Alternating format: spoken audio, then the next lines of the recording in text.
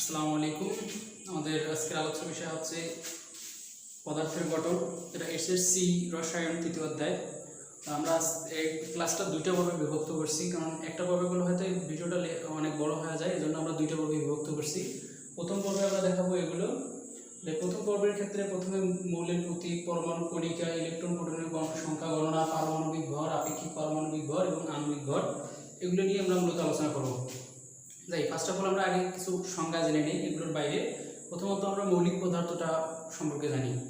মৌলিক পদার্থটা কি জিনিস?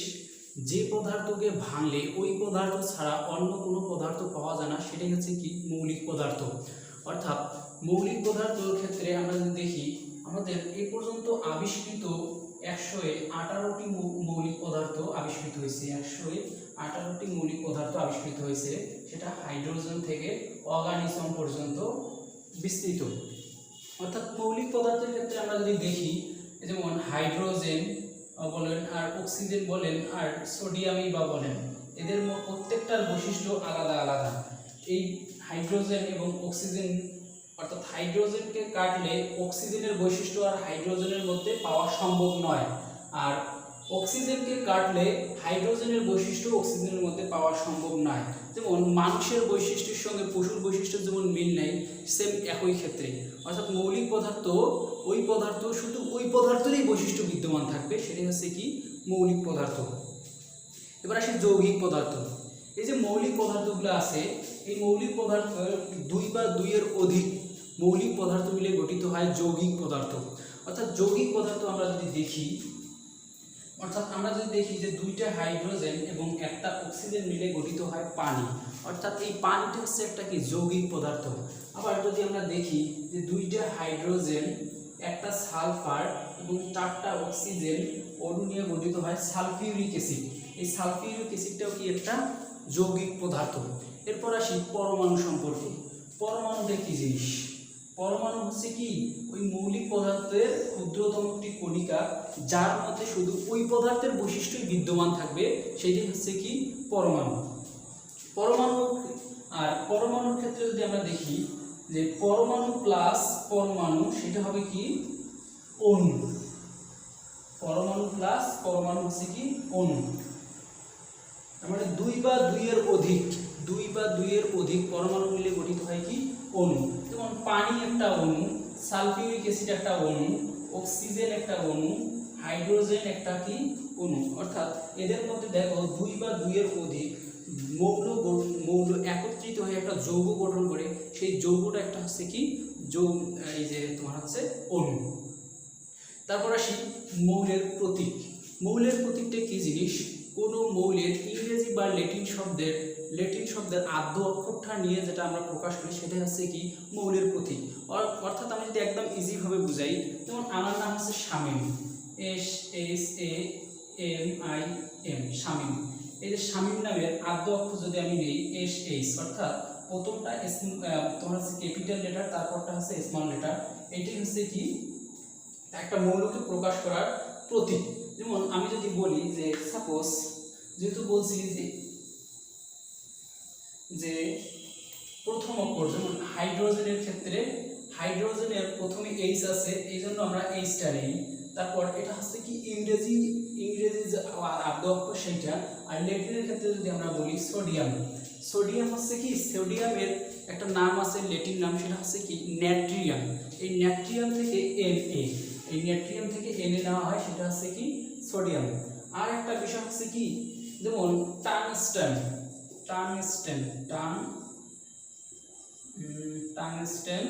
এই টাংস্টেন দেখো তো প্রথমে কি আছে, টি আছে, অনিশ্চ আছে। তার মানে অনেকের মনে হইতে পারে যেহেতু আদ্য অক্ষর, তাহলে টি আর এন হইতো বা TNG এরকম কিছু একটা হবে, কিন্তু আসলে এরকম না।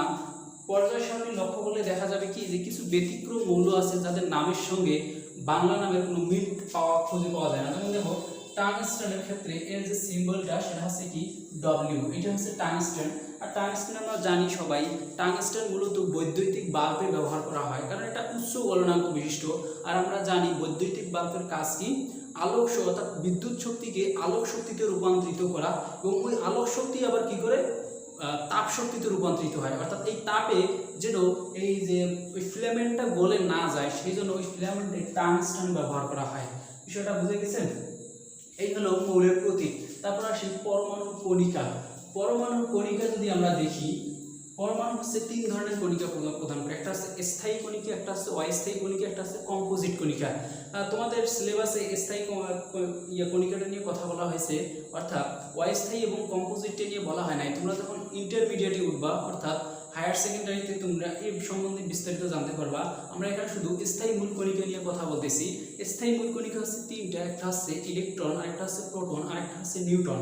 আর 1802 সালে সর্বপ্রথম বিজ্ঞানী ডাল্টন একটা 2টা মতবাদ দিলেন। 1802 সালে, সালটা কত? 1802। বিজ্ঞানী ডাল্টন বললেন কি যে প্রত্যেক পরমাণু, প্রত্যেক পদার্থই হচ্ছে অসংখ্য পরমাণু দ্বারা গঠিত। যেমন এই কলমটার কথা যদি বলি, এই কলমটা কিন্তু আমরা যদি দেখি যে অসংখ্য অসংখ্য কোটি কোটি অণু দ্বারা এই কলমটা গঠিত হয়েছে। এটা হচ্ছে তার প্রথম মতবাদ। দ্বিতীয় মতবাদে বললেন কি যে পরমাণু সমূহ আছে কি অবিভাজিত, অবিভাজিত। পরমাণু সমূহ হচ্ছে অবিভাজিত, তার মানে এটা বিভাজিত নয়, অর্থাৎ এটাকে ভাগ করা যায় না। পরবর্তীতে বিভিন্ন গবেষণা করে দেখা গেল যে তার তথ্যটি ভুল। আসলে পরমাণু সমূহকে ভাগ করা যায়, সেই পরমাণুকে ভাগ করা যায় 3টি পর্বে। 1 নাম্বার হচ্ছে কি ইলেকট্রন, 2 নাম্বার হচ্ছে কি প্রোটন, 3 নাম্বার হচ্ছে কি নিউট্রন। এটা যদি আমরা ডায়াগ্রামটা দেখি এরকম হয়। আচ্ছা, এইরকম একটা দিলাম। এখন ইলেকট্রনটা হয় কি, এই যে অরবিট বা ডায়াগ্রামের ক্ষেত্রে এই ইলেকট্রনটা ঋণাত্মক চার্জযুক্ত হয়, আর এইখানে প্রোটন আর নিউট্রনটা অবস্থান করে। আর ইলেকট্রনের যদি আমি কথা বলি, ইলেকট্রন হচ্ছে কি পরমাণুর একটা ঋণাত্মক চার্জযুক্ত কণা, পরমাণুর একটা ঋণাত্মক চার্জযুক্ত কণা।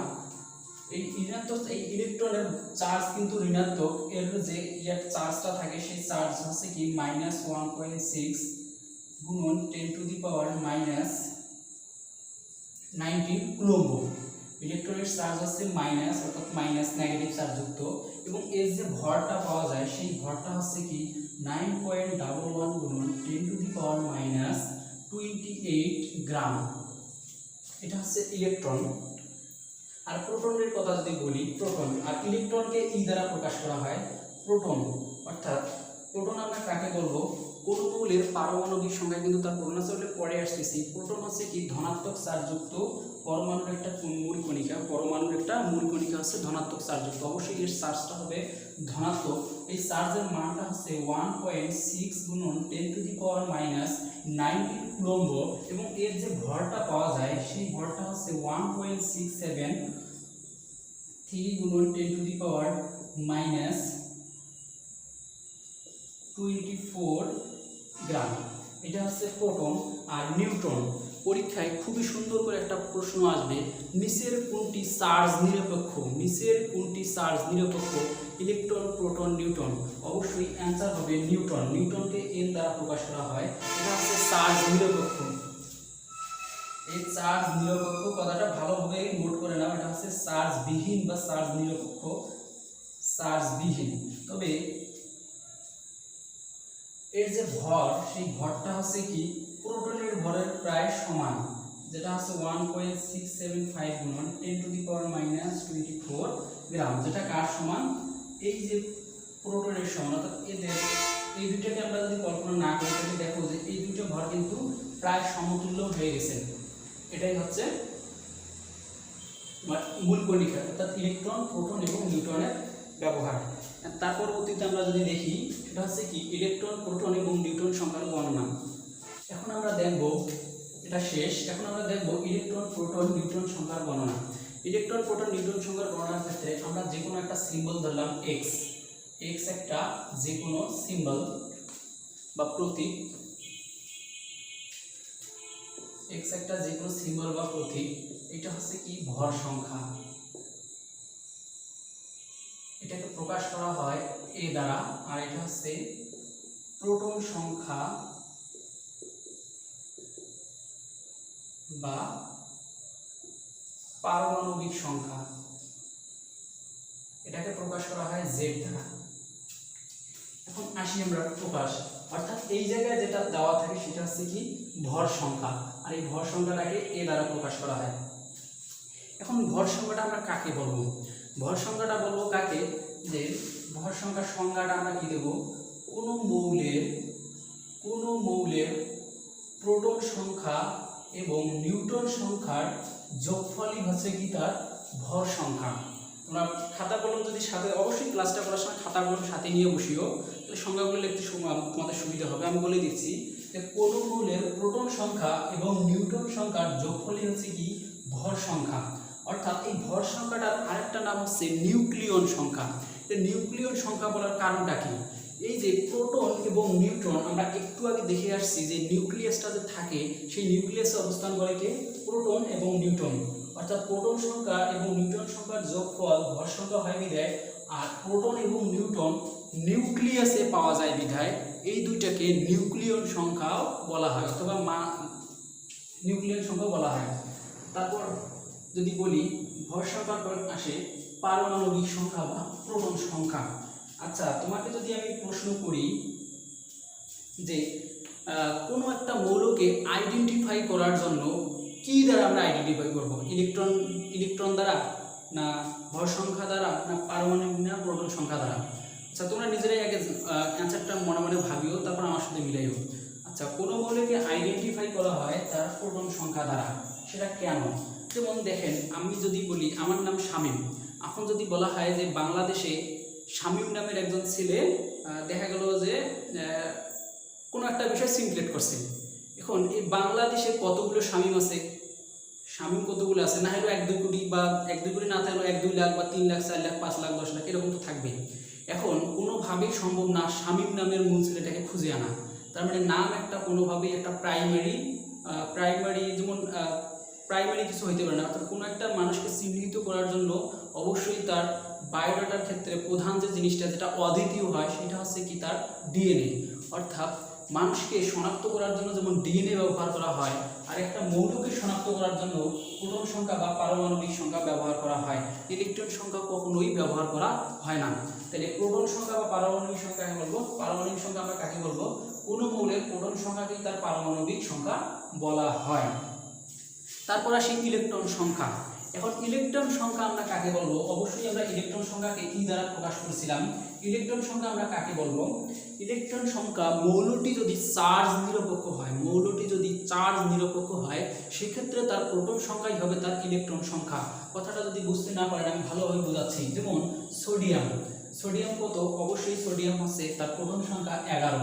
তাহলে 11টা প্রোটন সংখ্যা, দেখেন তো এর কোনো চার্জ আছে? অবশ্যই এটা একটা চার্জ নিরপেক্ষ হয় তার প্রোটন সংখ্যা 11টা বিধায় ইলেকট্রন সংখ্যা হবে কয়টা? 11টা। অর্থাৎ চার্জ নিরপেক্ষের ক্ষেত্রে চার্জ নিরপেক্ষ হলে কোন মৌলের প্রোটন সংখ্যা সমান হবে তার কি ইলেকট্রন সংখ্যা। বিষয়টা বুঝে গেছে? চার্জ নিরপেক্ষ হইতে হবে, তার মানে চার্জ যুক্ত হওয়া যাবে না। এখন কথা হচ্ছে যদি চার্জ যুক্ত হয় সেক্ষেত্রে ইলেকট্রন সংখ্যা কিভাবে পরিবর্তিত হয়। যেমন ইলেকট্রন সংখ্যা আমরা মনে করলাম যে এইখানে প্লাস মাইনাস যে কোনো একটা চার্জ হইতে পারে m। যখন প্লাস m হবে, মনে করেন যে p দিলাম প্রোটন সংখ্যা, যখন প্লাস m হবে তখন হবে মাইনাস m। কিভাবে? এক্সাম্পল দেখেন ভাই, সোডিয়াম 11 প্লাস 1। এই প্লাস একটা চার্জ মানে কি একটা ত্যাগ করা, এটা সম্বন্ধে যদি না জানেন তবে জেনে রাখেন। একটা চার্জ মানে কি সে একটা ইলেকট্রন কি করছে? ত্যাগ করছে। একটা ইলেকট্রন ত্যাগ করা মানে কি তার 11টা থেকে একটা ত্যাগ করা মানে হচ্ছে কি ধাতু। তার মানে সোডিয়াম একটা হচ্ছে কি ধাতু, আর ত্যাগ করলে কিন্তু এখানে প্লাস চিহ্ন আসে, মাইনাস চিহ্ন আসবে না। আমরা হয়তো বা যারা নতুন ক্লাস 9-এ পড়তেছো তারা এই সম্পর্কে হয়তো একটু ধারণা কম। একটা জিনিস মনে রাখবা যে রসায়নে কিন্তু তেলামাথায় তেল দেওয়া পছন্দ করে না, এরকম একটা বিষয় আছে। যেমন কেউ যদি ত্যাগ করে বা কারো যদি বেশি হয়, কাউকে যদি দেয়, সেটা কিন্তু কি হয়ে যায় এখানে ধনাত্মক হবে। আর যদি কারো কাছ থেকে কেউ গ্রহণ করে সেটা হয়ে যাবে ঋণাত্মক। বিষয়টা বুঝে গেছে? তাহলে ধনাত্মক হইলে এই জন্য মাইনাস m হবে। যেমন এখানে প্লাস, এখানে 11টা কি ছিল? 11টা প্রোটন সংখ্যা ছিল, আর একটা চার্জ সে কি করছে ত্যাগ করছে, তার মানে এখানে ইলেকট্রন সংখ্যা কয়টা থাকবে 10টা। বিষয়টা কি বুঝে গেছে? এখন যদি ভাই ঘটনা